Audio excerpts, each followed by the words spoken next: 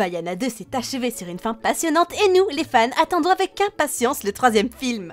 Vaiana est désormais une demi-déesse. Après avoir réussi à relier les îles entre elles et à vaincre Nalo, elle a eu un énorme problème et a failli mourir. Mais plus tard, grâce à son succès, elle a maintenant des super pouvoirs. Et ce n'est qu'une des choses qui devait être mise en évidence dans le prochain film. Le retour de Matangi. Matangi est apparu lorsque Maui l'a attaqué mais a été vaincu. De plus, son hameçon magique a été séparé de lui de sorte qu'il ne pouvait pas se transformer ou utiliser un quelconque pouvoir. La chance de Matangi de devenir libre commença ici et elle élabora un plan pour manipuler Vaiana afin qu'elle la guide pour relier les îles entre elles et ainsi vaincre Nalo. Malgré son allégeance à Nalo, Matangi a aidé Vaiana en semant discrètement des indices et en lui prodiguant des conseils sous un déguisement. Elle a chanté la chanson Get Lost qui souligne les faiblesses des pouvoirs de Nalo. Mais pourquoi ferait-il cela?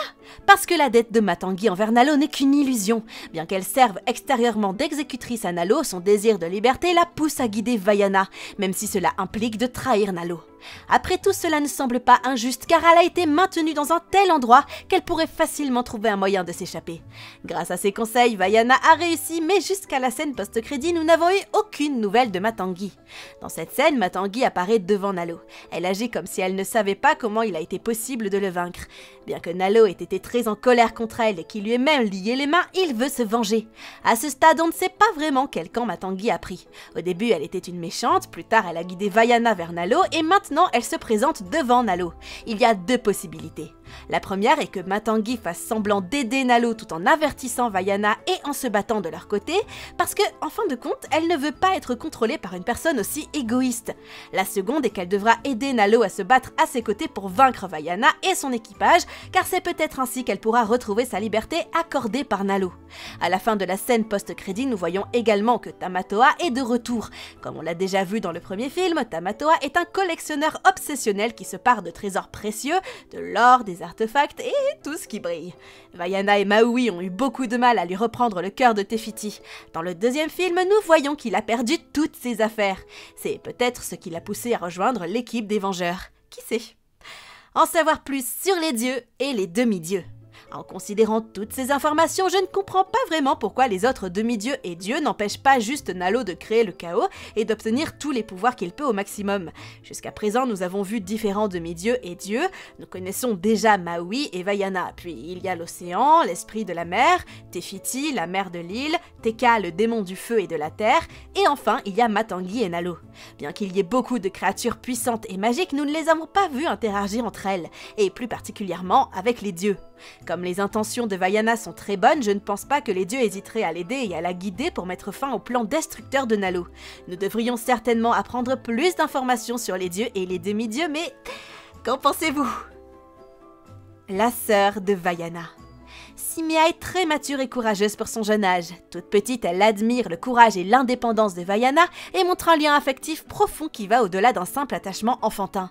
Au lieu de piquer une crise lorsque Vaiana s'en va, Simea essaie de comprendre les motivations de sa sœur, même si elle la bouleverse profondément.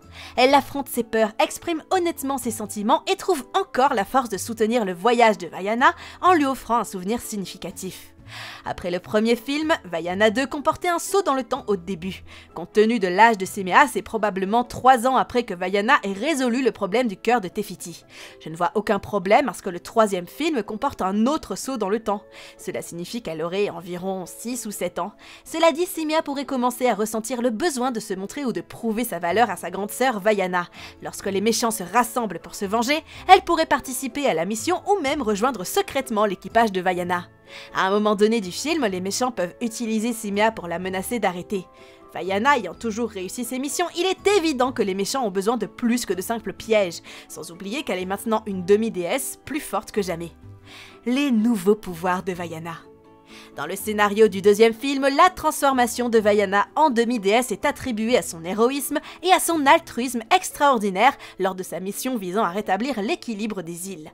Contrairement à Maui qui a été doté de pouvoirs par les dieux alors qu'il était enfant après avoir été abandonné, l'ascension de Vaiana au rang de demi-déesse est présentée comme le résultat direct de ses actions courageuses. Si l'on tient compte du fait qu'elle a failli être tuée, on peut mieux comprendre cela. En choisissant d'affronter la malédiction, elle a risqué et finalement sacrifié sa propre vie pour protéger son peuple et guérir le monde qui l'entoure. Cet acte désintéressé d'offrir sa vie pour le bien de tous lui a valu l'admiration et l'appréciation des puissances divines. Après la mort choquante de Vaiana, les dieux ont reconnu son sacrifice en la ressuscitant sous la forme de demi-déesse. Lorsqu'elle est revenue à la vie, elle a reçu des tatouages et des textures divines sur son corps, ainsi qu'une rame dotée de nouveaux pouvoirs. La question est maintenant de savoir quels pourraient être les nouveaux super-pouvoirs de Vaiana. Bien que les super-pouvoirs des demi-dieux de Maui proviennent des pouvoirs donnés par les dieux sans sa contribution, ils sont plutôt cool. Les capacités de demi-dieu de Maui démontrent son pouvoir divin, sa capacité à se métamorphoser et sa longévité. Grâce à une canne à pêche magique qui lui a été offerte par les dieux, il peut se transformer à volonté en créature, allant du faucon géant à l'insecte. Cette métamorphose lui permet de s'adapter à d'innombrables défis comme voler dans un ciel orageux ou nager dans les profondeurs des vagues. En plus de se métamorphoser, Maui est immortel. C'est peut-être pour cela que nous le voyons sauter dans tous les sens sans aucune crainte. Nous savons maintenant que le sacrifice de Vaiana était en fait quelque chose de très important par rapport à celui de Maui, et ses super pouvoirs pourraient donc être plus fascinants. Vaiana se distingue par son caractère voyageur et sa constance. Grâce à sa rame magique, elle pourrait entrer en contact avec des personnes très éloignées. De plus, cette rame est incassable et peut retrouver Vaiana où qu'elle soit, sans que personne ne puisse l'arrêter. Cela signifie qu'il n'y a aucune chance que Vaiana perde le contact avec ses proches lorsqu'elle est loin, en particulier lors d'une mission. Les habitants de l'autre île. À la fin du film, lorsque Vaiana est retournée sur l'île et qu'elle a serré sa petite sœur Simea dans ses bras, nous avons eu une petite surprise. Les habitants de l'autre île ont commencé à venir à Motunui. Dans les minutes qui suivent, nous les voyons s'habituer à la vie sur l'île et célébrer la cérémonie ensemble. J'espère que nous en saurons plus sur ces nouveaux habitants dans le prochain film. De plus, l'équipage de Vaiana peut s'agrandir et se battre contre Nalo. Et la prochaine fois, il sera probablement plus facile pour eux de trouver le chemin puisque Vaiana a maintenant sa rame magique qui montre le chemin comme nous l'avons vu à la fin.